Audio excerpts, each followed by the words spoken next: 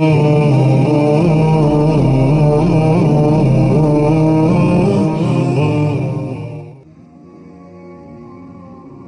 वालेकुम नाजरीन, welcome to our YouTube channel the guide of Islam. नाजरीन, आज का वाक़या करबला का वाक़या है। वैसे तो करबला का वाक़या एक बहुत बड़ी हिस्ट्री है, लेकिन उसका एक छोटा सा वाक़या मैं आपकी खिदमत में पेश करना चाहता हूँ। आपसे गुजारिश है कि वीडियो को एंड तक जरूर देखिएगा। करबला के मकाम पर जब इमाम हुसैन रजी अल्लाह तआला अन्हा और उनके साथियों को फौजे यजीद ने शहीद कर बेगोरो बेकफन करबला की जमीन पर छोड़ दिया और उनके अहले खाना को, उन औरतों को, उन बीबियों को कैद करके यजीद के दरबार में लेकर जाने लगे हैं। नाजरीन, उस वक्त एक कबूतर उड़ता हुआ आया और करबला के ऊपर से गुजरा। जब उसने देखा कि रसूलुल्लाह सल्लल्लाहु अलैहि वसल्लम का नवासा बिखरा हुआ जमीन पर पड़ा है, अल्लाह अकबर, उनका जिस्म मुबारक करबला की जमीन पर बिखरा हुआ पड़ा है, तो वो कबूतर चीखने लगा, शोर डालने लगा और बाकी कबूतरों को भी उसने जमा कर लिया और कहने लगा, वो कबूतर कहने लगा कि अल्लाह अकबर, कयामत आने वाली है। फौजे यजीद ने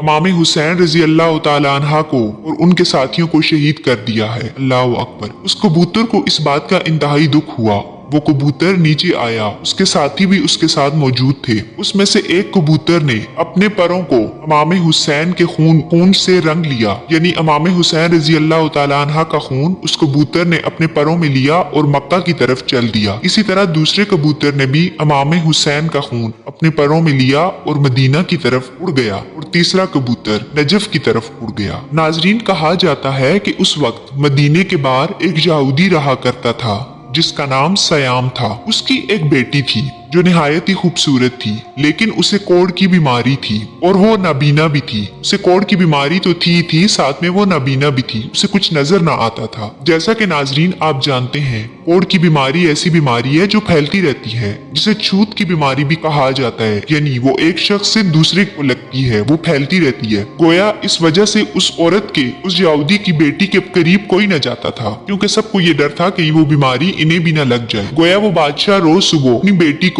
एक बाग में छोड़ आया करता था और वो उसकी बेटी एक दरख्त के साए में टेक लगाकर बैठी रहती थी। दूसरे दिन बादशाह बस उसे दूर से जाके मिल लेता था। उसके अलावा उसकी बेटी को ना कुछ नजर आता था और ना कुछ। वो कबूतर उड़ता हुआ जो मदीने गया था, उस दरख्त पे जाकर बैठा और उसी दरख्त के नीचे उस यहूदी की बेटी भी बैठी थी। इतने में उस कबूतर के परों से वो खून टपका और उस औरत की एक आंख पे लगा, फिर दूसरी आंख पे लगा और कुछ कतरे उस चेहरे पर लगे। उस औरत ने आंखें खोली तो उसे सब कुछ दिखाई देने लगा और उसकी बीमारी भी दूर हो गई। यहूदी जब अगले दिन अपनी बेटी से मिलने आया तो उसने क्या देखा कि उसकी बेटी जो दरख्त के नीचे बैठी रहती थी, वो उस दरख्त के नीचे नहीं बैठी हुई थी। यहूदी इधर उधर अपनी बेटी को पुकारने लगा। इतने में उसकी बेटी आई। यहूदी ने कहा कि ए बेटी, तू कहाँ चली गई थी? तुझे तो कुछ नजर भी नहीं आता, फिर तू इतने दूर कैसे चली गई? उसकी बेटी कहने लगी कि बाबा, मुझे तो सब कुछ नजर आ रहा है, मैं सब कुछ देख सकती हूँ। यहूदी बड़ा हैरान हुआ और कहने लगा, ए बेटी, ये कैसे मुमकिन हुआ? तुझे तो कुछ नजर ना आता था। उस बच्ची ने सारा वाक्या सुनाया कि इस तरह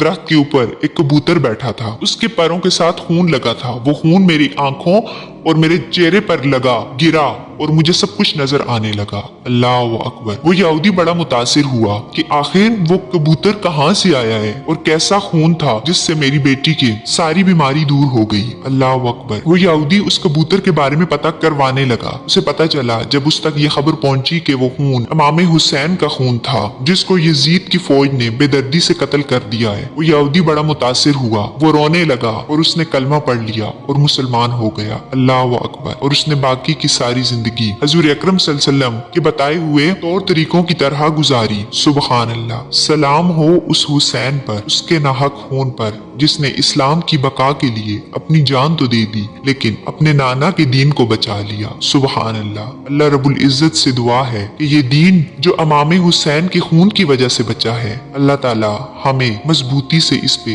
कायम रहने की तौफीक अता फरमाए। आमीन या रब्बुल आलमीन। इस तरह की मजीद वीडियो देखने के लिए हमारे चैनल को सब्सक्राइब करें, लाइक करें और साथ दिए गए बेल आइकन को जरूर प्रेस करें ताकि आपको हर आने वाली वीडियो का नोटिफिकेशन बर वक्त मिलता रहे। शुक्रिया।